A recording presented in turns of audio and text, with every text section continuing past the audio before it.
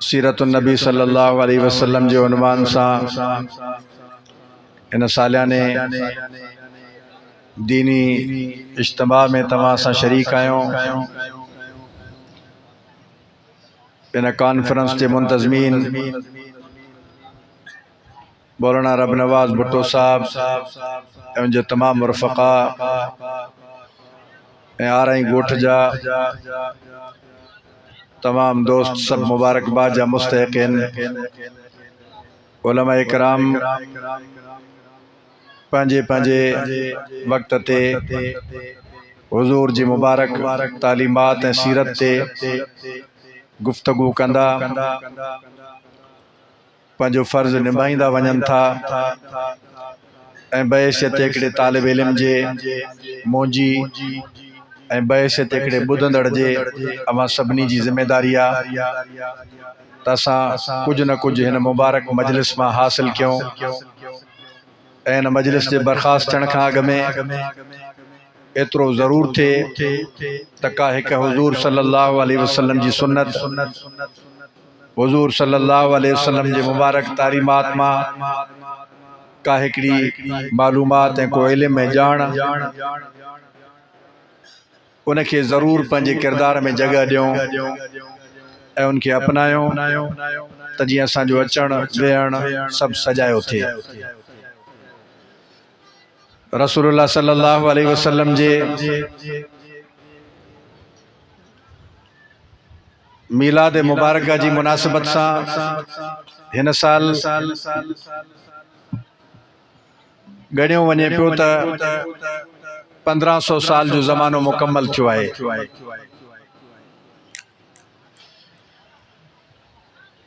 असां रसूलुल्लाह सल्लल्लाहु अलैहि वसल्लम जे मथां कलमो पढ़ियो आहे, अण ॾिठे जो सौदो आहे। हुज़ूर जी ज़ियारत त कोन करे सघियासीं, रसूलुल्लाह सल्लल्लाहु अलैहि वसल्लम जो मुबारक ज़मानो त न ॾिसी सघियासीं। उहो ज़मानो असां को 1500 साल पहिरियां थी वियो जॾहिं रसूलुल्लाह सल्लल्लाहु अलैहि वसल्लम जी विलादत थी। वो ज़मानो जेको रसूलुल्लाह सल्लल्लाहु अलैहि वसल्लम जो बचपन जो ज़मानो वो भी असां खां अॻु में मुकम्मल थी वियो। रसूलुल्लाह सल्लल्लाहु अलैहि वसल्लम जो वो मुबारक ज़मानो जॾहिं वही पाक नाज़िल थे, कुरान ज़रे मक्के में नाज़िल थे, वरी मदीने में नाज़िल थे। हुज़ूर सफ़र में त जिब्राइल सफ़र में अचे ऐं कुरान करीम नाज़िल थे। रसूलुल्लाह सल्लल्लाहु अलैहि वसल्लम मस्जिद नबवी में त कुरान भी मस्जिद नबवी में नाज़िल थे। रसूलुल्लाह सल्लल्लाहु अलैहि वसल्लम जै मकाम ते जिब्राइल उन मकाम ते अची करे कुरान करीम खणी चे, वही पाक खणी चे, वो ज़मानो असां न ॾिसी सघियासीं। अण ॾिठे जो सौदो आहे। अल्लाह जे रसूल सल्लल्लाहु अलैहि वसल्लम जो मोहब्बत सां अॼु भी असांजा सीना भरियल आहिनि ऐं असां 1500 साल पोइ भी मोहम्मद अरबी सल्लल्लाहु अलैहि वसल्लम जे मोहब्बत में इन जज्बे सां मौजूद आहियूं त जे हुज़ूर जे ग़ुलामी में असांखे मौत अची वञे त मौत भी क़बूल आहे। मां ॾिसां तो तव्हांजो ख्याल शायद को अले काॾे आहे। मजलिस जा आदाब इहे आहिनि त मां तव्हां सां ॻाल्हायां तो तव्हां अले कहिड़े पासे ख्याल में हो। फ़ाइदो तॾहिं थींदो आहे कंहिं भी दीनी इज्तिमा में, इजलास में, कंहिं भी महफ़िल ऐं मजलिस में जॾहिं माण्हू ॻाल्हि ॿुधण जी कोशिश करे। बेख्याल त माण्हू नमाज में भी बीठो हूंदो त बस पोइ वक़्त गुज़री वेंदो, पर हूंदी बेख्याली। त चुनाचे असां रसूलुल्लाह सल्लल्लाहु अलैहि वसल्लम जे मोहब्बत ऐं अक़ीदत में अॼु भी जॾहिं रसूलुल्लाह सल्लल्लाहु अलैहि वसल्लम जो ज़िक्र निकिरे तो त मुसलमान जे अक़ीदत में उनजे अखियुनि मां ॻोढ़ा निकिरी अचनि था। रसूलुल्लाह सल्लल्लाहु अलैहि वसल्लम जे मोहब्बत जे हवाले सां को वक़्तु अचे थो त कलमे पढ़ण वारो मुसलमान हुज़ूर जे इश्क़ और मोहब्बत में पंहिंजी जान जी बाज़ी लॻाइण जे लाइ भी तैयार थी वञे थो। तो चुनाचे असां जे इन सीरतुन नबी जे इजलास में इन गाल जो अहद क्यों असां भी रसूलुल्लाह सल्लल्लाहु अलैहि वसल्लम जे सुन्नतन के ऐं हुजूर जे तालीमात के पंहिंजे किरदार जे अंदर जगह ॾींदासीं इंशाअल्लाह ताला।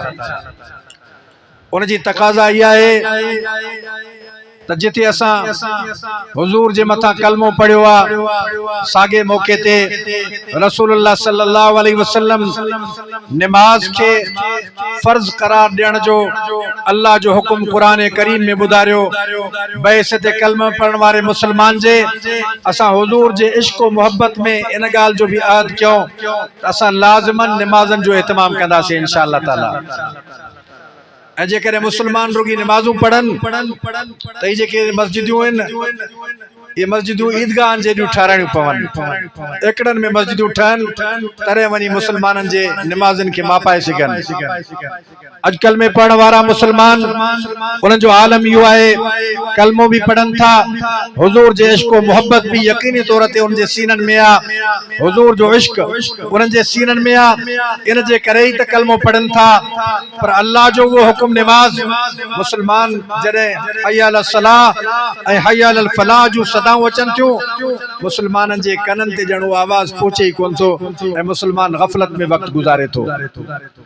रसूलुल्लाह सल्लल्लाहु अलैहि वसल्लम सा इश्क और मोहब्बत जी तकाज़ा इहा है अल्लाह जे रसूल जी तालीमात अहकामात जंहिंजे लाइ अल्लाह जे रसूल हुकुम कयो असां उनखे अपनायो जंहिंखां मना कयो असां उनखां मुड़ी वञो। अल्लाह ताला कुरान करीम में फरमायो वमा आताकुमुर रसूल फखुदू मुझे महबूब सल्लल्लाहु अलैहि वसल्लम जेको तव्हांखे ॾे मुझे महबूब जी जेका तालीम है मुझे महबूब जा जेके अहकामात फखुजू अल्लाह फरमाए तो पो उनके चिमड़ी पो उनके दामन के पकड़ो वमा नहाकुम अन फंतहु वत्तकुल्लाह अल्लाह फरमाए तो जेका मुझे महबूब ता के रोके उनका मुड़ी वणो बाज अचो ए अल्लाह का डरजो। अजो असा पंजे बैसित मुसलमान जे इनफरादी जिंदगी जो जायजो वठो तसा अल्लाह जे रसूल जे हुक्म जे मुताबिक नमाज पढ़ो था रमजान अचे तो रोजा रखो था साहिब हैसियत आयो छा असा सब हज करे बैठा आयो साहिब हैसियत आयो ज़कात अदा क्यों था छा असा जो खुल्क इखलाक रसूलुल्लाह सल्लल्लाहु अलैहि वसल्लम जे तालीम तरीके जे मुताबिक है। रसूलुल्लाह सल्लल्लाहु अलैहि वसल्लम वालिदैन जा हक बुधारिया छा असा वालिदैन जा हक अदा क्यों था रसूलुल्लाह सल्लल्लाहु अलैहि वसल्लम औलाद जा हक बुधारिया उन जी तालीम और तरबियत जो तरीको असा के तालीम कयो छा रसूलुल्लाह सल्लल्लाहु अलैहि वसल्लम जे तालीम ए तरीके जे मुताबिक असा औलाद जा हक अदा क्या है ए उन जी तालीम और तरबियत जो एहतमाम क्यों था रसूलुल्लाह सल्लल्लाहु अलैहि वसल्लम पाड़े वारन जा हक बुधारिया छा असा पाड़े वारन जा हक अदा क्या से रसूलुल्लाह सल्लल्लाहु अलैहि वसल्लम इंसान त इंसान जानवरन जे हकन जी भी तालीम कई छा असा वो हक अदा करे चुकायो रसूलुल्लाह सल्लल्लाहु अलैहि वसल्लम हलाल जी तलकीन कई छा असा जे पेट में पवंदड़ गिरह हलाल जो है रसूलुल्लाह सल्लल्लाहु अलैहि वसल्लम हराम का मना कई छा असा हराम के तरक करे चुकायो रसूलुल्लाह सल्लल्लाहु अलैहि वसल्लम जी मुबारक तालीम तरीको अहकामात जेकर एक एक पहलू के वठंदो त ही त हिकड़ी रात जी सीरतुन नबी कॉन्फ्रेंस है पर जेकर एक महीने जी कॉन्फ्रेंस हले भी रसूलुल्लाह सल्लल्लाहु अलैहि वसल्लम जो तालीमात अना उनका मथे हन। कलमे पढ़ण वारो मुसलमानो असा जी जिम्मेदारी है बरजे थी रसूलुल्लाह सल्लल्लाहु अलैहि वसल्लम जी जिंदगी असा जे लाए मॉडल आ असा जे लाए नमूनो आ का औरत है अम्मा आयशा जी तालीम तरीको अम्मा आयशा जी वे मुबारक जिंदगी उन जो पर्दो उन जी हया वारी जिंदगी उन अमर जे मथा लाजिम है अम्मा फातिमा ज़हरा जी जिंदगी उन जे लाए मॉडल है नमूनो है अम्मा खदीजतुल कुबरा जी जिंदगी उन जे लाए मॉडल है नमूनो है। अज असा पंजे औलाद ते नजर क्यों न्याणन ते नजर क्यों छा असा उनन के उम्महातुल मोमिनीन जी व तालीम तरीको उन जो पर्दो उन जी हया वारी जिंदगी पंजे न्याणन के मुहैया करे सकायो उनके सिखाए सकायो। अज 1500 साल मोहम्मद अरबी सल्लल्लाहु अलैहि वसल्लम जी विलादत बा शहादत के मुकम्मल थियण वारा आहिनि। दुनिया जो काफ़िर हुजूर जी तालीम के पढ़ंदे वो इस्लाम जे तरफ डोड़ंदो अचे थो। कलमे पढ़ण वारो मुसलमान जेको अगवाट इस्लाम के तस्लीम करे चुको है वो मोहम्मद अरबी सल्लल्लाहु अलैहि वसल्लम जे सुन्नत का परे थींदो वञे थो, तालीम का परे थींदो वञे थो, तरीके का परे थींदो वञे थो।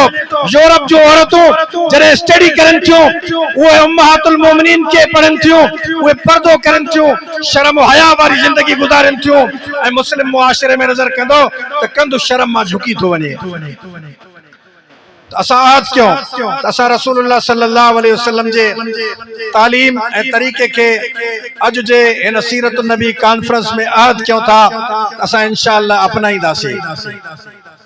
इंशाअल्लाह भी कोन था क्यों वो तो इज्तिमा जो फायदो ही कोने। आज क्यों दिल जे तवज्जो सा आज क्यों त रसूलुल्लाह सल्लल्लाहु अलैहि वसल्लम जे तालीमात के अपनाईंदासीं। मां अवां का पूछा क्या तो छा भला सखर जा के क्रिश्चियन हुजूर जे तालीम के अपनाईंदा, ईसाई अपनाईंदा न अपनाईंदा छो तो मननी कोन था। मुसलमान भी ना अपनाए, क्रिश्चियन भी ना अपनाए, मुसलमान भी हुजूर जी तालीम के छड़े दे, गैर मुस्लिम भी हुजूर जी तालीम के छड़े दे त पोइ इन मुसलमान ऐं उन गैर मुस्लिम में फर्क केड़ो रहियो।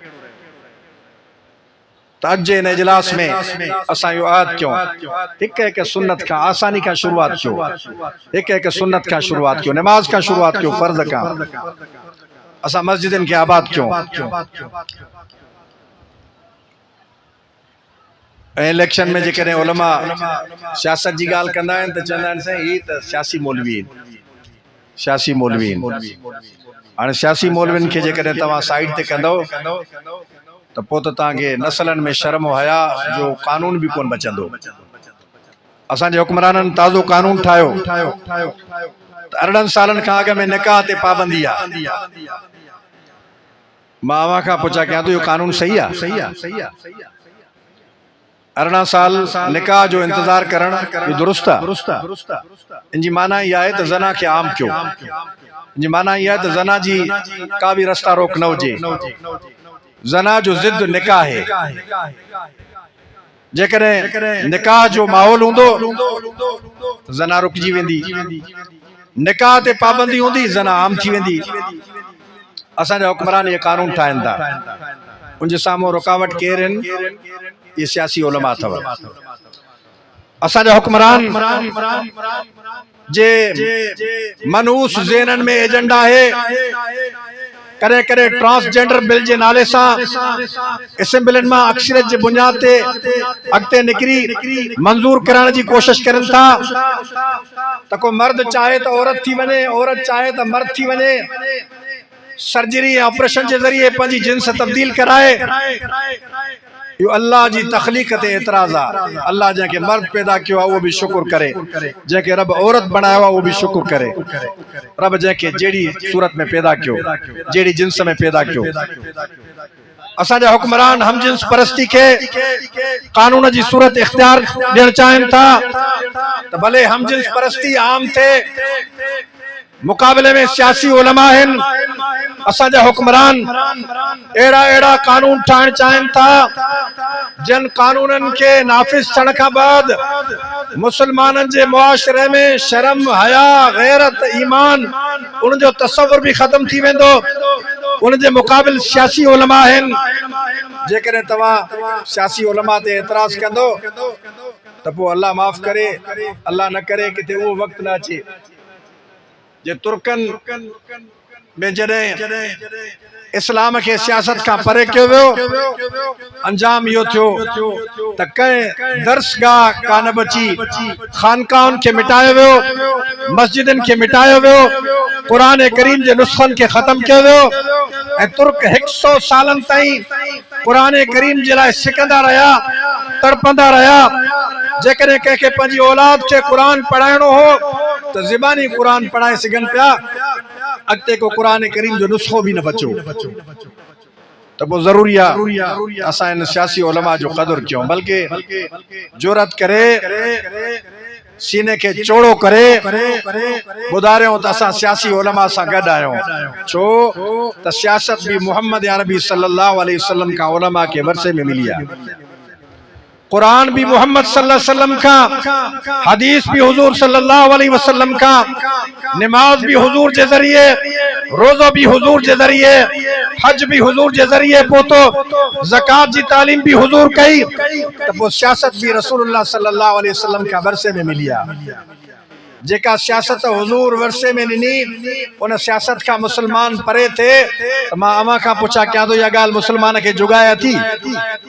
हाणे असां वटि हशर आहे, माण्हू खजन था, हुक्मरान चवन था अमुन आहे, माण्हुनि ते तशद्दुद थे तो, हुक्मरान चवन था अमुन आहे, रस्तनि ते फुरियो वञे तो, हुक्मरान चवन था अमुन आहे, पुलिस वारनि खे फायरिंग करे क़त्ल कयो वञे तो, हुक्मरान चवन था अमुन आहे, घरनि में घिड़ी न्याणियुनि जा कननि मां ॻह लाथा वञनि था, हुक्मरान चवन था अमुन आहे, गन पॉइंट ते रस्ते वेंदड़नि खे जरगमाल करे फुरियो वञे तो, हुक्मरान चवन था अमुन आहे, मासूम न्याणियुनि खे खणी करे ज़नाऊं कयूं वञनि थियूं, हुक्मरान चवन था अमुन आहे, न शहर महफूज, न तिजारती मरकज महफूज, न रोड रस्ता महफूज, न घर महफूज, हुक्मरान महफूज आहिनि, हुक्मरान मञो था त महफूज आहिनि। इन जे करे त हिकु हिकु ज़ालिम वज़ीर जे पुठियां ॾह पुलिस जो मोबाइल आहिनि, न उनखे ख़तरो, न उनजे घर वारनि खे ख़तरो, न उनजे औलाद खे ख़तरो, न उनजे वाठनि ऐं चमचनि खे ख़तरो। जेकॾहिं गैर महफूज़ आहे त हीअ अवाम गैर महफूज़ आहे। तो उन जे लाइ बि मैदान ते केर आहिनि उलमा। बावा का पुछा क्या तो घणा तव्हां सदा थी विया हो, केर आहिनि मैदान ते जेके समझौता ॻाल्हायो, केर आहिनि मुक़ाबले में अमन जो मुतालबो केर कनि था, जेके उलमा चओ था बुलंद आवाज़ सां चओ उलमा अमन जो मुतालबो कंहिंजो आहे, बदअमनी जे ख़िलाफ़ मैदान ते केर आहिनि, ज़ालिमनि खां क़याम अमन जे लाइ बरसरे बाज़ार जेकॾहिं को मेहनत करे तो, जद्दोजहद करे तो वो हज़रत हाले जबीर साईं अब्दुल कयूम साहब हाले जबीर ऐं सिंध जो बहादुर लीडर अल्लामा राशिद महमूद सुमरो आहे। तो पोइ असांजे मथां लाज़िम आहे असां उलमा जे सॾ में सॾ जो ॾींदो सॾ वरियां ॻाल्हायो था ईअं को भेण कंधार आहिनि अञा सॾ में सॾ ॾींदो। हिते असां कबायली सरदारनि खे सॾियोसीं ॿ दफ़ा। बाबा कबायली तकरार आहिनि, माण्हू मरनि था, नाक इंसान जो खून वहे तो। एॾो वॾो इंसान जंहिंजी अज़मत अल्लाह क़ुरान करीम में बयान कंदे फरमाए थो त हिकु माण्हू जो खून नाहक क़त्ल सॼी इंसानियत जो क़त्ल आहे, सॼी इंसानियत क़त्ल करे छॾे। एॾो अल्लाह खे मोहतरम आहे इंसान जो खून। असां कबायली सरदारनि खे गॾियोसीं तो सरकार सगोरी चयो तो बाबा न वञो एॾे मुलनि ॾे, एॾा तासुबी ज़हरीला। तो बाबा माण्हू कबीलनि में तकरार थे तो, इंसाननि जो खून वहे तो, नाहक न्याणियूं बेवा थियनि थियूं, अमड़नि जूं झोलियूं ख़ाली थियनि थियूं, नाहक इंसाननि जो क़त्ल थे तो।